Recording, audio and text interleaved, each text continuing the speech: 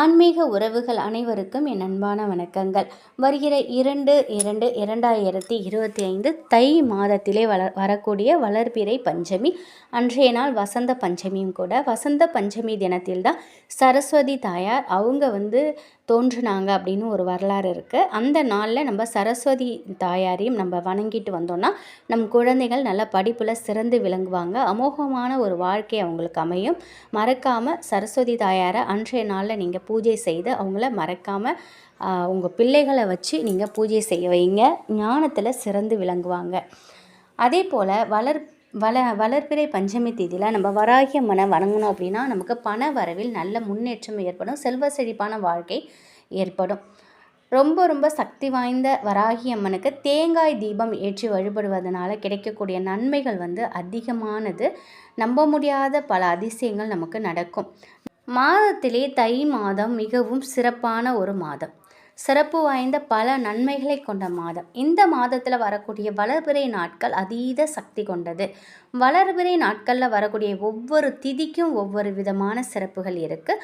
ஒவ்வொரு திதிக்கும் எந்தெந்த தெய்வத்தை வழிபாடு செய்வோமோ அதே வழிபாட்டை இந்த தை மாதத்திலே வளர்பிறையிலே வரக்கூடிய திதிகளில் செய்தோம் அப்படின்னா மற்ற மாதங்களில் செய்ததை விட பல மடங்கு பலன் நமக்கு கிடைக்கும்.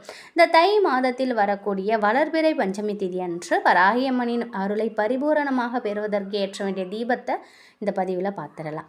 பஞ்சமி அப்படின்னாலே நம்ம நினைவுக்கு வருவது வராகியம்மன். நம்முடைய கஷ்டங்களையும் துன்பங்களையும் துயரத்தையும் எதிரிகளோட தொல்லையும் நீக்கி வளமான வாழ்க்கையை நமக்கு வழங்கக்கூடியவங்க வராகியம்மன். உக்கிரமான தெய்வமாக இருக்கக்கூடிய அம்மனை ஒவ்வொரு மாதத்தில் வரக்கூடிய வளர்பிறை தேய்பிறை பஞ்சமி திதியில் வழிபாடு செய்கிறது ரொம்பவே சிறப்பு வாய்ந்தது. அதுவும் இந்த தை மாதத்தில் வரக்கூடிய இந்த வளர்பிறை பஞ்சமி வசந்த பஞ்சமியில் நம்ம ஞாயிற்றுக்கிழமை அன்று வருது. ஞாயிற்றுக்கிழமை வராகியம்மனை வழிபாடு செய்தோம் அப்படின்னா பலவிதமான நன்மைகள் நமக்கு கிடைக்கும். பஞ்சமி திதி அன்னைக்கு வீட்டில் வராகியம்மனோட சிலை இருந்ததுன்னா அவங்களுக்கு அபிஷேகம் செய்து நீங்கள் அவங்களுக்கு பிடித்த செம்பருத்தி பூ செவ்வரளி பூக்களை சூட்டி அவங்களுக்கு பிடித்த நெய்வேத்தியங்கள் நம்ம வைக்கலாம். வராகியம்மனுக்கு பிடித்த பழங்கள், அவங்களுக்கு பிடித்த நெய்வேத்தியம் பானகம், தயிர் சாதம், மாதுளை முத்துக்கள் இதெல்லாம் உங்கள்கிட்ட என்ன இருக்கோ அதை வைத்து நீங்கள் வழிபாடு பண்ணலாம். வராகியம்மனின் சிலை இல்லாதவங்க படம் இருந்துச்சுன்னா அதையும் தொடச்சிட்டு சந்தன குங்குமம் வச்சு அவங்களுக்கும் மலர்கள் சூட்டி நீங்கள் வழிபாடு செய்யலாம். அப்படி படமும் இல்லை சிலையும் இல்லைன்னு நினைக்கிறவங்க வராகியம்மனுக்காக ஒரு தீபத்தை ஏற்றி அதில் அம்மனாக நம்ம நினச்சிக்கிட்டு நம்ம வழிபாடு செய்யலாம். இல்லை பக்கத்தில் உள்ள கோவிலுக்கு போயிட்டு கூட நீங்கள் வழிபாடு செய்யலாம். அம்மனுக்கு தேங்காய் தீபம் பஞ்சமுக தீபம்லாம் ரொம்ப விசேஷமான ஒன்று. அன்றைய நாளில் நீங்கள் இந்த தீபத்தை ஏற்றலாம். இந்த தை மாதத்தில் வளர்பிறை பஞ்சமி திதி அன்னைக்கு 1 மணி நேரம் இந்த தீபம் எரியணும். ரொம்ப எளிமையான வழிபாடு. இந்த வழிபாடு செய்தோன்னா கண்டிப்பாக வராகியம்மனினாரும் நமக்கு கிடைக்கும். அனைத்து விதமான செல்வங்களையும் நம்ம பெறலாம். இந்த தீபத்தை ஞாயிற்றுக்கிழமை மாலை நீங்கள் ஏற்றலாம். பஞ்சமி திதி எப்போ ஆரம்பிக்குது அப்படின்னு டைமிங் பார்த்தீங்கன்னாக்கா ஞாயிற்றுக்கிழமை அன்று பஞ்சமி திதி மதியம் 12:30லேருந்து திங்கட்கிழமை காலை 10-12 வரைக்கும் பஞ்சமி திதி இருக்குது. நீங்கள் வராகியம்மன் வழிபாடு மாலை நேரத்தில் செய்வது ரொம்ப விசேஷமானது. ஒரு மணி நேரம் இந்த தீபத்தை நீங்கள் ஏற்றுங்க, அதுவே போதும். உங்கள் வீட்டு பூஜை அறையில் ஒரு பலகை போடுங்க. அதில் சிவப்பு நிற துணியை விரித்து வராகியம்மனோட படம் இருந்துச்சுன்னா சுத்தம் செஞ்சு சந்தன குங்குமம் போட்டு வைங்க.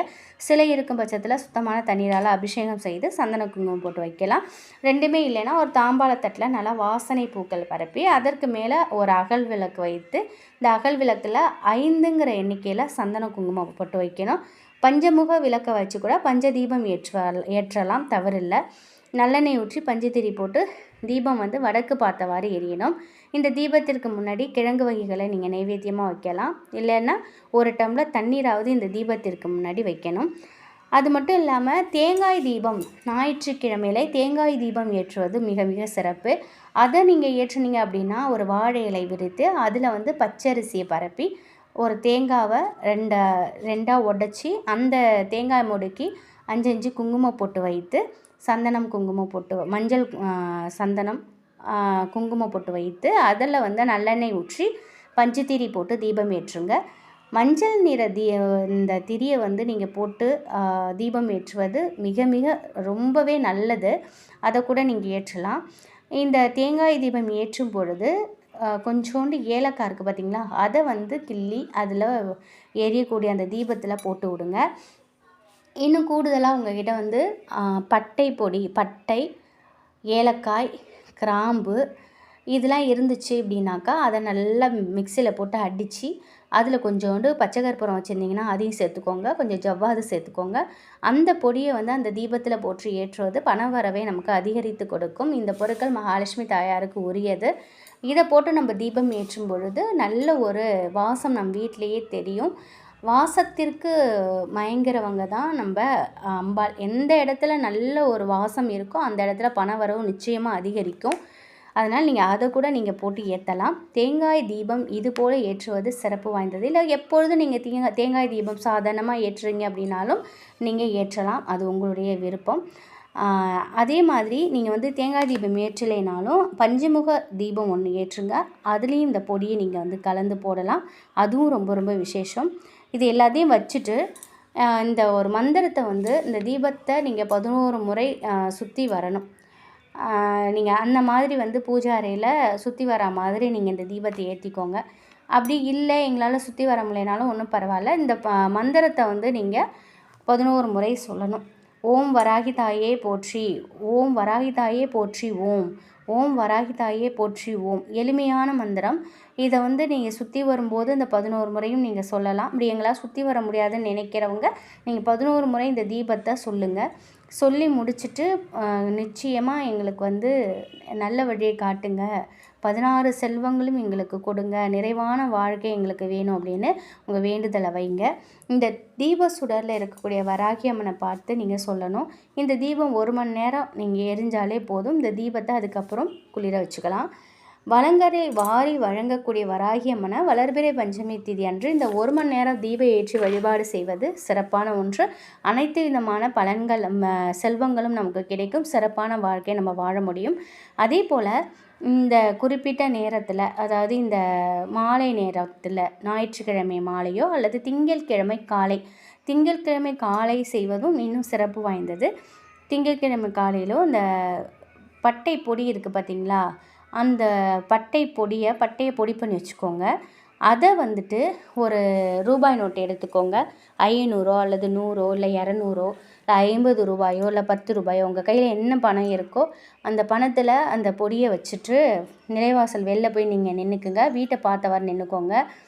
வராகி அம்மா, எங்கள் வீட்டில் பண வரவு பல வழிகளில் வரணும், பல வழிகளில் வந்துக்கிட்டே இருக்கணும், பண வரவு தாராளமாக வரணும், பணம் வரணும், நேர்மறையான வார்த்தைகளை சொல்லி அந்த பணத்தில் அந்த பொடி வச்சுருக்கீங்க இல்லையா, பட்டை பொடி, அதை ஊதி விடுங்க. அது எப்படி அப்படி பறந்து நம்ம வீட்டுக்குள்ளே வருதோ அதே மாதிரி பண வரவு அதிகரிக்கணும். இது ஒரு மிக சிறப்பான ஒரு வழிபாடு. இதை நீங்கள் மறக்காமல் இதையுமே நீங்கள் செய்து பாருங்கள். நல்ல பலன் இதுக்கு நமக்கு கிடைக்கிது. நமக்கு கடின உழைப்போடு இதை போன்ற வழிபாடு பரிகாரங்கள் செய்யும் பொழுது நமக்கு கூடுதலான பலன்களை நமக்கு கொடுக்கும். அம்மனை முழு மனதோடு நினைத்து இதை செய்யுங்க. நிலைவாசலில் நம்ம குலதெய்வம் அனைத்து தெய்வங்களும் நிலைவாசலில் இருக்காங்க. நிலைவாசலில் செய்யக்கூடிய இந்த ஒரு எளிமையான வழிபாடு நமக்கு பல வழிகளில் பணத்தை கொடுக்கும். கடன்கிற வார்த்தையே வரக்கூடாது, கஷ்டங்கிற வார்த்தையே வரக்கூடாது. இது வளர்பிறைங்கிறதுனால நமக்கு பணம் வரணும் தான் சொல்லணுமே தவிர கஷ்டங்களையோ கடனையோ நம்ம சொல்ல வேண்டாம். நமக்கு பணம் வரணும், அதை கண்டிப்பாக வராகி அம்மா நமக்கு கொடுப்பாங்க. இது எதுவுமே செய்ய முடியாதுன்னு நினைக்கிறவங்க கூட பஞ்சமி தீதி அன்னைக்கு மனசார ஒரு தீபத்தை ஏற்றி வராகி அம்மன்ட்ட ஒரு டம்ளர் தண்ணி வச்சு கேளுங்க, கட்டாயம் அவங்க உங்களுக்கும் கொடுப்பாங்க. வராகி அம்மனை முழுமையாக நம்பி முழு மனதோடு அவங்கக்கிட்ட வேண்டிக்கோங்க. நீங்கள் வேண்டிக்கிறது கட்டாயம் நடக்கும். இந்த ஒரு தகவல் உங்களுக்கு பயனுள்ளதாக இருக்கும் அப்படின்னு நம்புகிறேன். நன்றி.